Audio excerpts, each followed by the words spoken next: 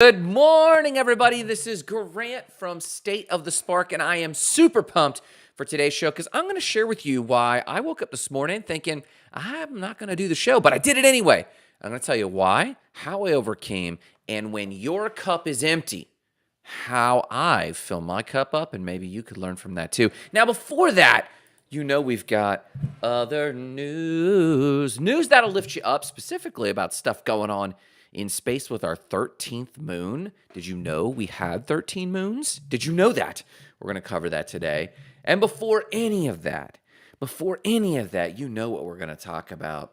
Morning cup of gratitude. Yes, I drink from the cup of gratitude every stinking morning, and I think you should do the same thing. Grab a warm cup of coffee or tea or however you start your morning and share with me what you're grateful for in the comments below, because I am telling you this. If you cannot start your morning with gratitude, I don't even know how you get out of bed. If I didn't wake up and change my mind sometimes to think on gratitude, I might not get out of bed. So I'm going to start my day sharing with you what I'm grateful for, but please share with me in the comments below what you're grateful for so that we can start this day right and make ourselves open and receptive to all the goodness going on in our life today. Let's talk about it. The first thing I am absolutely grateful for this morning, and again, if you're hearing me or jumping in, I'd love to hear what you're grateful for this story. Let's exercise that muscle in our brain, right? Being a good finder. So what I'm grateful for this morning is this. In 1820, people living in extreme poverty around the world was over 75.65%. And as of 2019, people around the world living in extreme poverty was less than 10.01%. Now, don't believe me? Ask the dishes from Beauty and the Beast. No? Okay. So there right there is the link for those who want to check that out. That went to Facebook and YouTube and Twitch. You can see it there. Let me drop it on LinkedIn here in a quick second. But extreme poverty is getting better globally. Now, for a long time, you've heard this number. Extreme poverty is people living on less than $2 a day. But believe it or not, you could be living in extreme poverty in the United States. Fun fact, extreme poverty in the United States is living on less than $24.96 in the United States. So poverty is relative. If poverty is relative, then it's a man-made construct, and we could talk more about that some other day.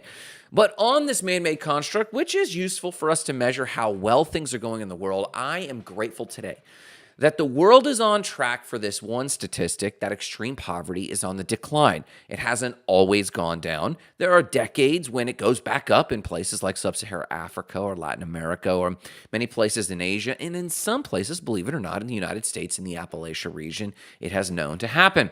So it's not always going down, but there's a lot much further to go if 10.01% of the world is still living in poverty.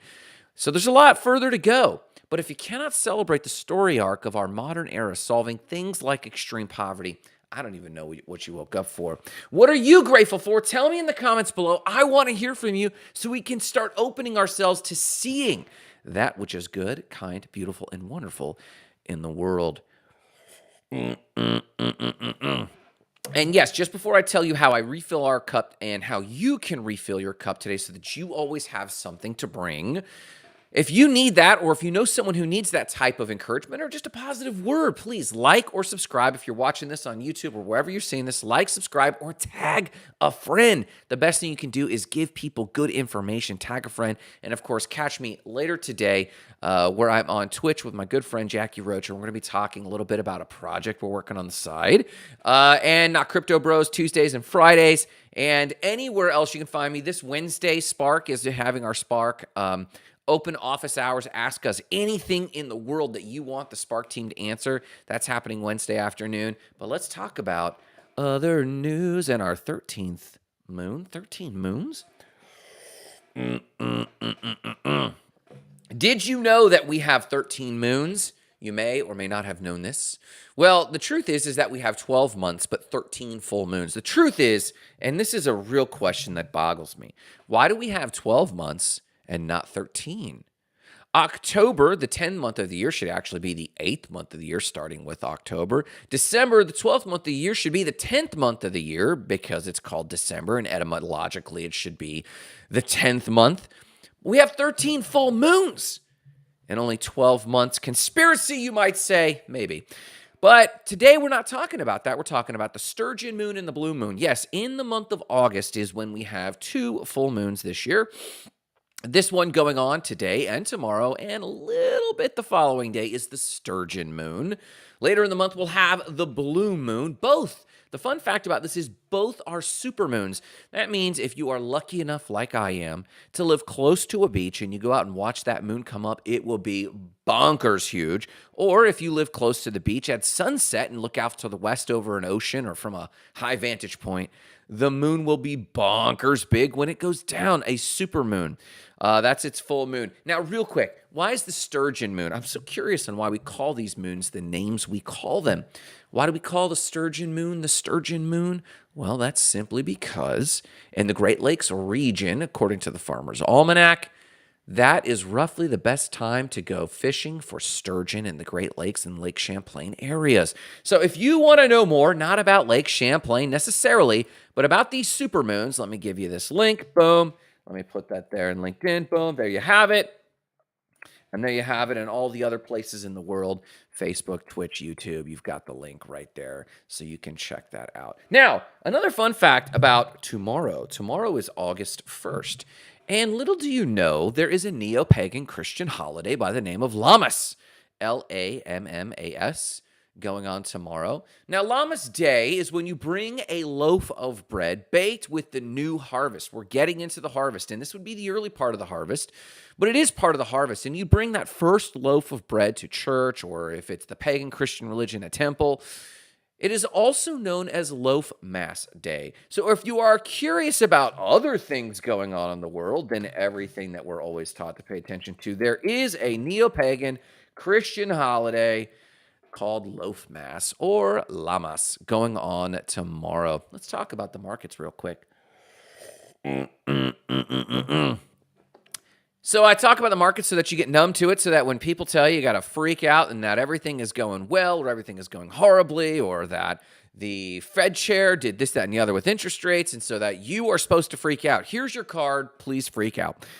I try to numb you to that. I don't try to force too many headlines on you. But real quick, in the TradFi system, it is known as extreme greed. Now, we could probably say that every market is extreme greed, but extreme greed simply means it's all greens. The Dow's at 35,600. Last week, it was at 35,400. The S&P's at 4,600. Last time I reported last week, 4,570. The Nasdaq's at 15,800. And last week, it's at 15,500. It's up a little bit. It's up consistently over the last 3 weeks, and that's great. Now, I don't know what you should feel about this, though people will tell you how to feel about it. One thought, as I always had a mentor, is when other people were greedy, be conservative. When other people are conservative, be greedy. So I'm wondering if it's time for me to start selling stocks a little bit. I'm wondering if it's time for me to start selling real estate. I'm watching very close the Airbnb market for my Coco Airbnb, looking at selling that, looking at selling a rental or two here or there, because everyone is being greedy. Everyone is being optimistic about the market, and there's still some market cycles to go.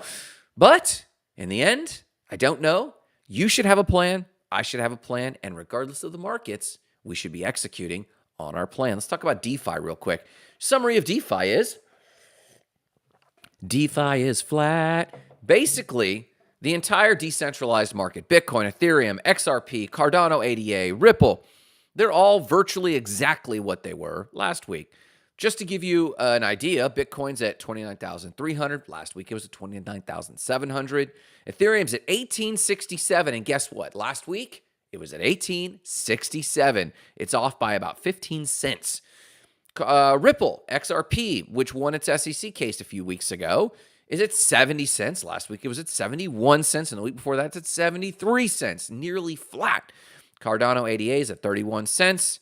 Last week it was at 31 cents, and the week before that it's at 31 cents. So, what do these mean? They mean absolutely nothing. I share them with you so that you have something interesting to talk about at the water cooler and so that you focus on the strategies that make you wealth, that help you achieve financial freedom so that you're not pulled around, jerked around emotionally by the headlines in the world. Let's talk about digging deep and why I almost bailed on the show today and how I didn't, and my little framework that I use that you could steal from me so that you always have something to offer, because that's what we're here for, is to offer something that others don't have. And I don't care. This is not about you being on the top of the dog pile and being the influencer of the day. This is about you walking around as a citizen with something of value to offer. Grant, ChatGPT knows all. It does and it doesn't. Grant, all technology has everything I need. All the feeds, everyone has said everything, but no one has your flavor, friend. And we're here to talk a little bit about that. Let's talk about it.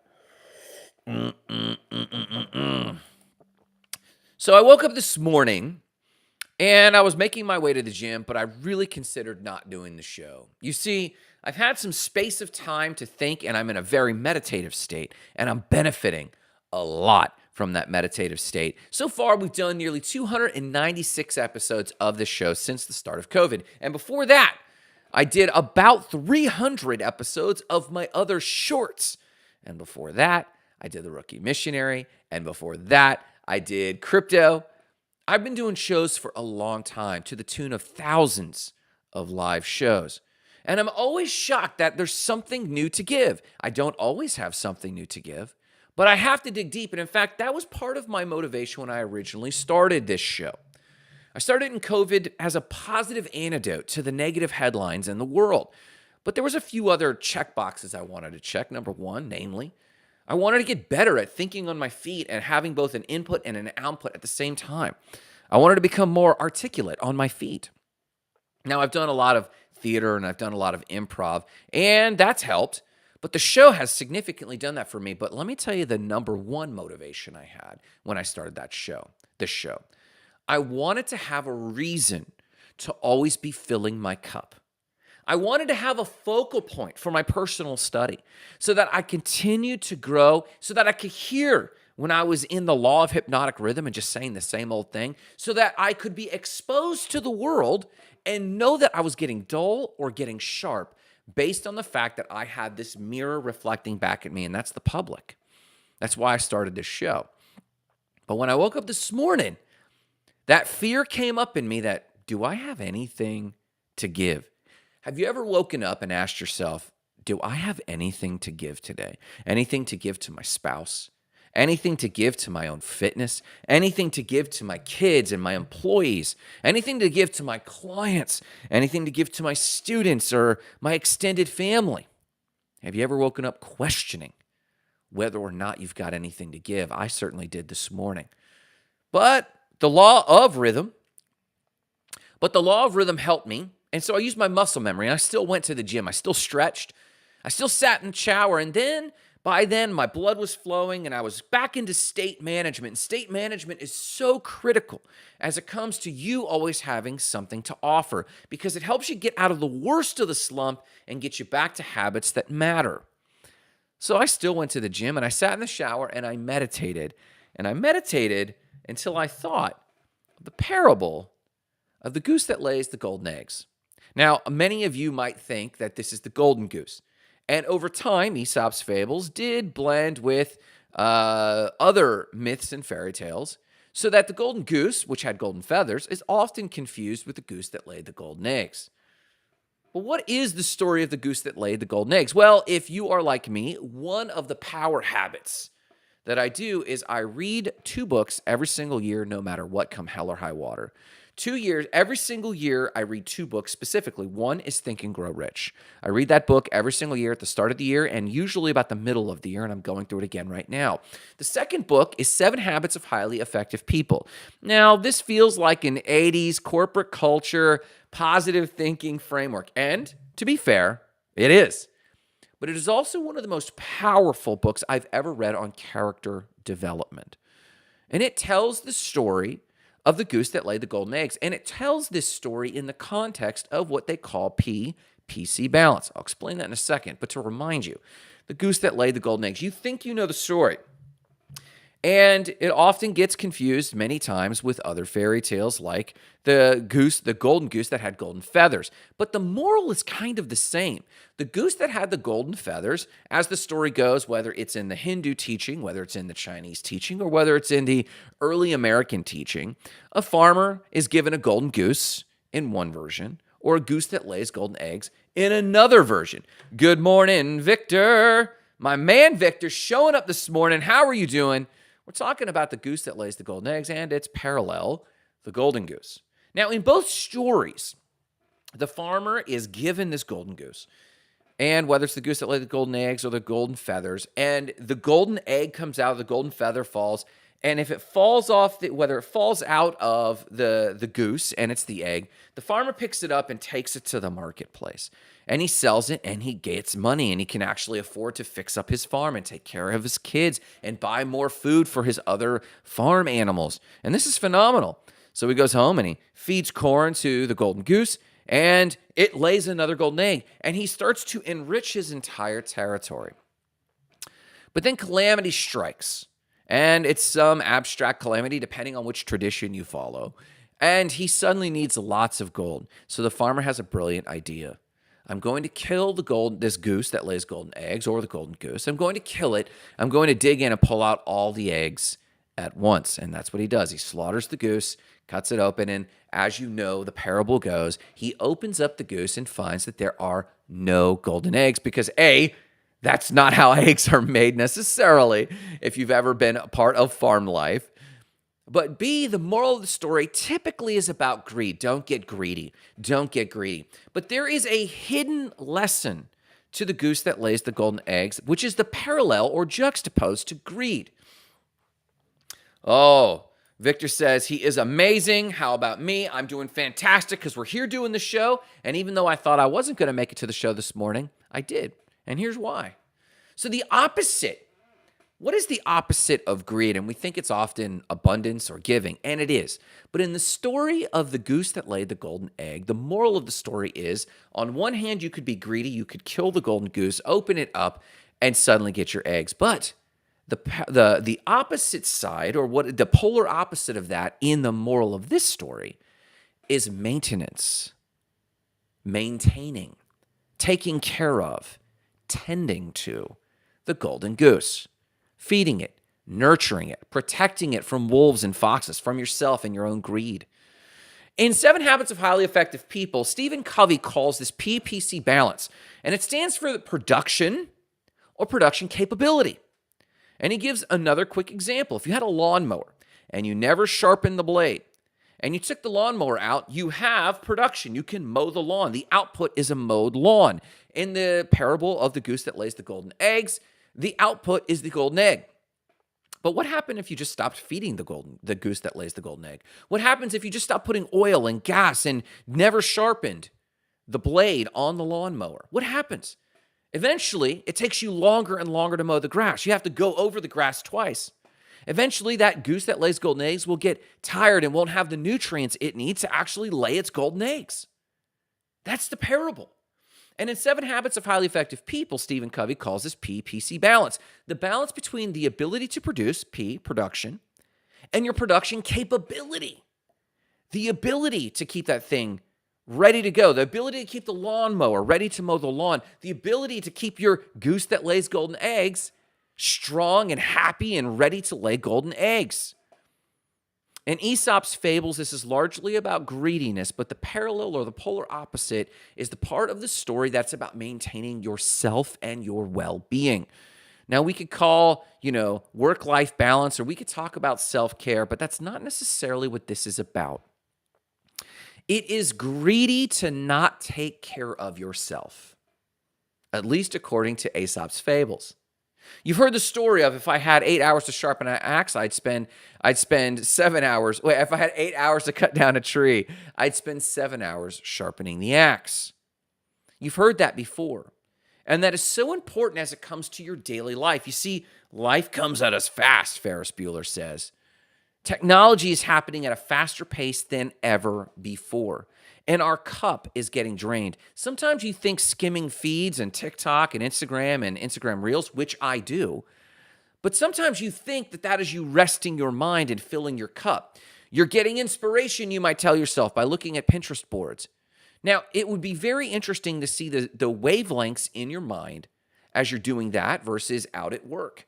In fact, the wavelengths are very similar. You're not filling your cup. You might be filling your knowledge base. You might be putting things in your brain, but you're not taking care of yourself, like taking care of the goose that lays the golden eggs, or taking care of the lawnmower by sharpening the blade or filling it with gas, or like yourself by giving yourself permission to rest. Whether it's your business, whether it's your employees, whether it's your kids, whether it's your husband or wife, if you're up at night skimming feeds, you are not doing your duty to the people you're committed to. If you're simply outpouring all the time and refusing to take a personal day, you are draining yourself and you're basically killing the goose that lays the golden eggs for the eggs inside, and there's nothing there. You're scraping the bottom of the barrel of your spirit and your mind's ability to offer value to the world. And yes, you might feel a bunch of nihilism. AI's coming at us so fast. Is that replacing my jobs? What should I do? Am I going to have universal basic income from Sam Altman's WorldCoin? Will a government come in and just start taking care of us because we don't really offer much to the world? These are not true. This is how you feel because you haven't been filling your cup. And this was true long before the modern technologies. This has been true. This malaise of what do I have to offer has been true. Ask a parent of any kind. They've always felt this way throughout the years. But also professionally in entrepreneurialism, there's nothing left to be invented. AI is inventing everything. Everyone feels that way at any major technological revolution, which in our generation has happened multiple times now. From Internet 1.0, 2.0, and now Web 3.0.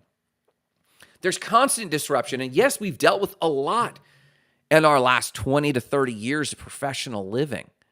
But that doesn't alleviate something that's been going on in the human species since time immemorial. And that is the world needs people who are filled up with new ideas, new synthetic concepts, new things to share, new ideas, new jokes, new ways to view things. And yes, you can derive a lot from AI, but it's only as good as its inputs, and you are that input. So how do we solve this? You have to fill your cup. And today I'm going to share with you my ABCDE framework for filling your cup because the world is happening very, very fast. And I had the luxury this weekend of taking downtime to fill my own cup, and I've got good habits for this. But here is my framework for you that I'm going to drop in you.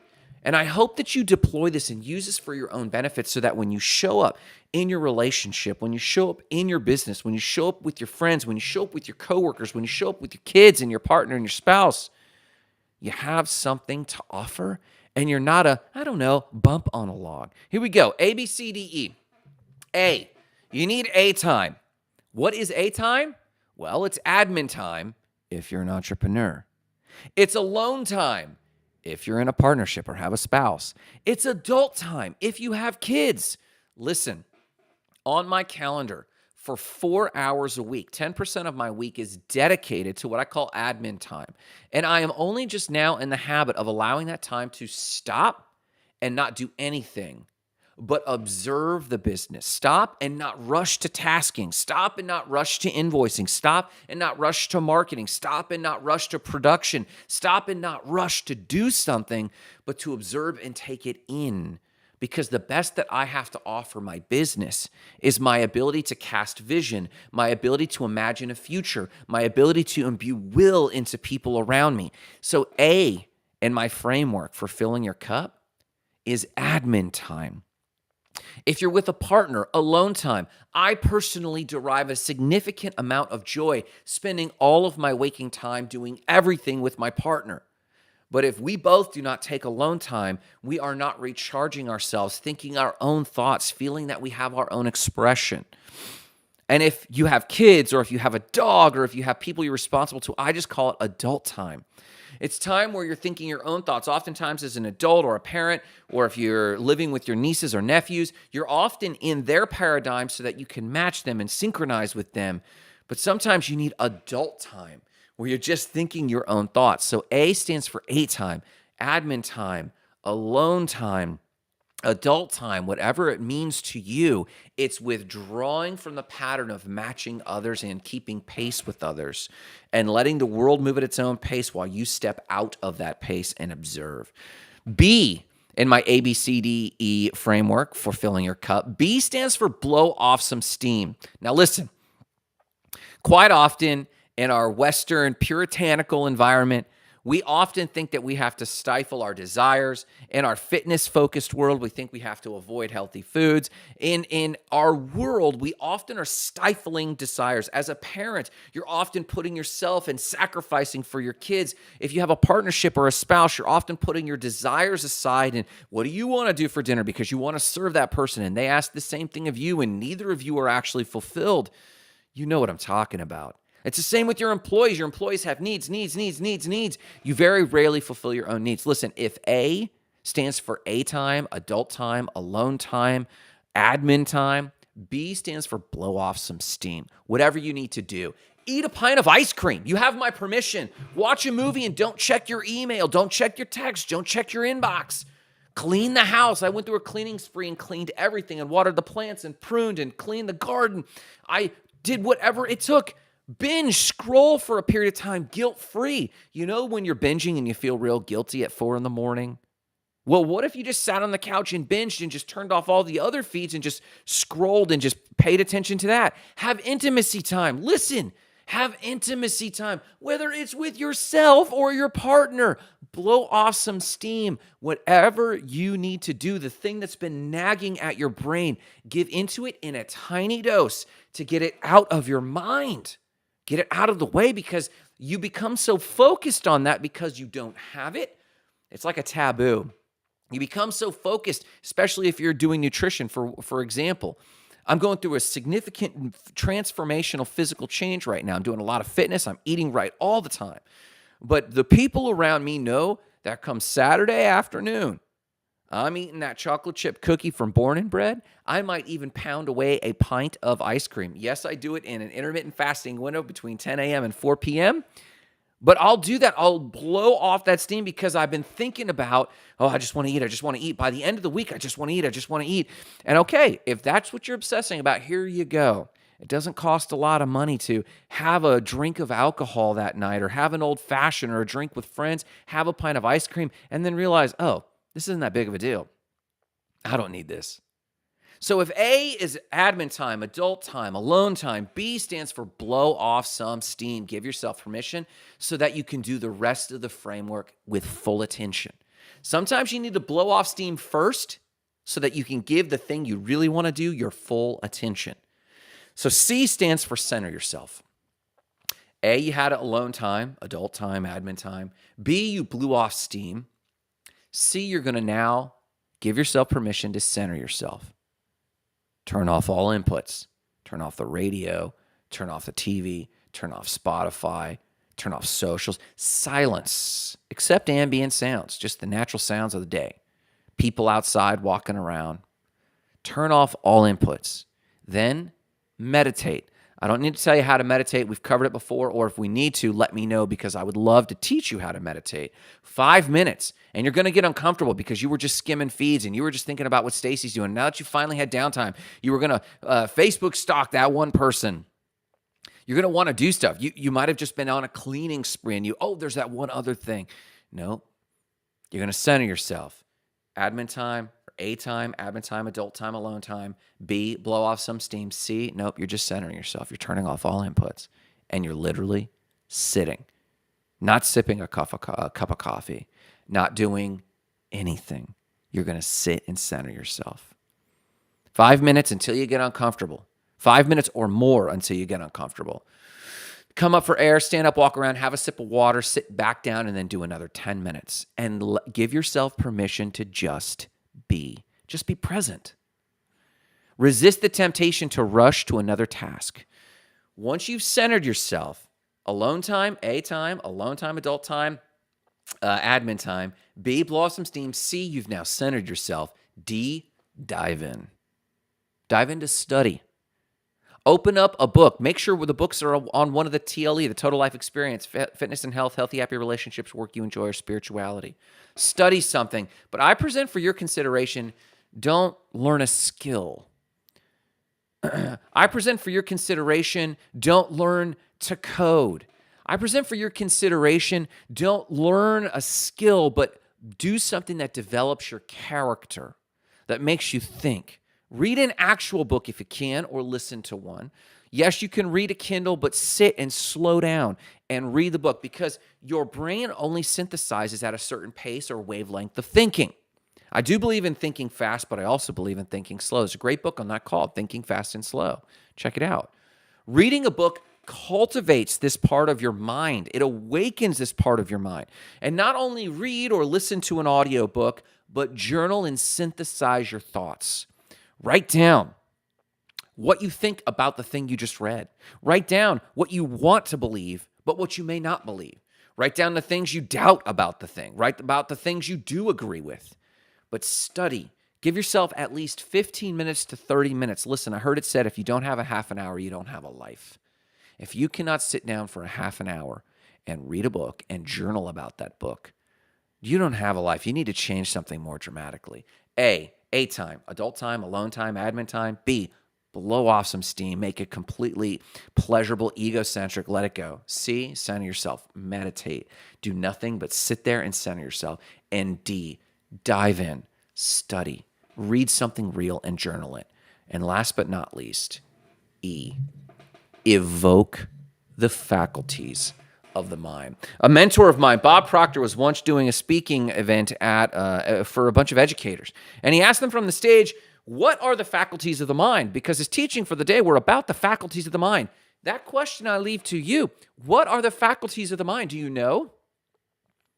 Imagination, intuition, will, perception, memory, and reason. These are the faculties of the mind. Imagination, intuition, will, perception, memory, reason. These are the faculties of the mind. When was the last time you had enough downtime and quiet time to exercise imagination? Imagination is the ability to form new ideas not present to your current senses. Now, hear me on this. This is the difference between scrolling a feed and thinking what they're telling you to think. Oh, well, this guru just told me I could do this diet. This guru just told me I could try this new AI technique on my business. That's not imagination. Imagination is the ability to form a new idea not present to your current senses. Intuition is the ability to understand something immediately without the need for conscious reasoning. I do believe in conscious reasoning, and that's why the sixth one is reason. But intuition is the ability to understand something immediately, understand it's how it moves and how it functions without the need for conscious reasoning. Number 3, the will, the control exerted to do something or to restrain your impulses. You might have an impulse. Remember, you already blew off steam. B was blow off steam. You've already done that. The will now is your ability to delay gratification so that you can stay in the moment. You blow off steam so that you can delay gratification later so you can focus on the thing you're focused on. That's what will helps you to do. Perception, a way of regarding, understanding, and interpreting something. It's your mental impression. Do you have a perception of this thing? Can you articulate your perception? Without it being an opinion, without it being judgmentalism, can you communicate your perception? Memory, the faculty by which the mind recalls things. In the moment, can I recall what the faculties of the mind are? Later today, can you recall what A, B, C, D, E are about? Why do you think I put it together in an acronym? To help you with memory, but how strong is your memory? How strong does it need to be? Well, in today's day and age, it doesn't need to be that strong, but it cultivates other areas of the brain to have a strong memory. Reason, the power of the mind to think, understand, and form judgments by a process of logic. Now, we all know that logic is not supreme. Early Christians used a form of logic to justify slavery. It's in the Bible, and the Bible's very clear that it approves, especially Old Testament and somewhat in the New Testament by implication, of slavery. There's a logic there. Logic is not supreme, but it is a starting point, a basis by which to reason on what you're seeing and perceiving in the world around you. So yes, imagination, intuition, will, perception, memory, these are all good. Reason augments that so that you can become your own devil's advocate. You don't need other people to do that for you. A, to fill up your cup, you need A time, alone time, admin time, adult time. You know what I'm talking about. B, blow off steam, that thing that's been nagging you. Do it. As long as it doesn't violate the rights of others or yourself, do it. Be kind to yourself. Give yourself grace. C, center yourself. Meditate. Only meditate. Don't sip on the porch and drink a cup of coffee and call it meditation. I mean, actually meditate. Be present with yourself and slow yourself down and center yourself.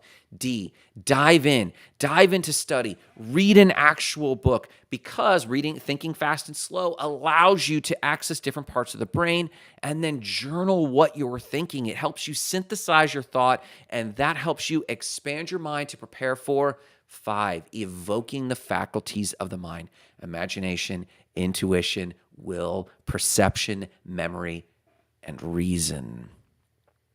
That's how you fill up your cup. Grant, why are you talking about filling up your cup? I'm talking about filling up your cup because the world, the attention economy, is consuming your mind. It's not just consuming your data and your privacy, it's consuming your mind.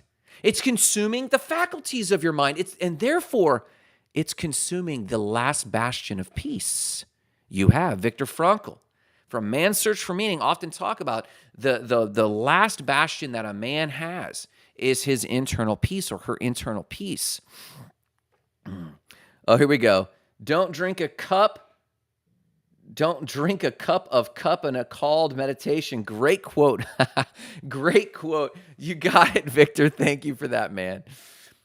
The last of human freedoms is man's ability to be free in his heart. Her ability to find peace inside of herself is the last place for mankind to find themselves. Don't drink a cup of coffee and call it meditation. There you go. Yeah. You're welcome, Victor. I'm talking about this because I believe in the technological revolution happening, and I believe it can benefit you.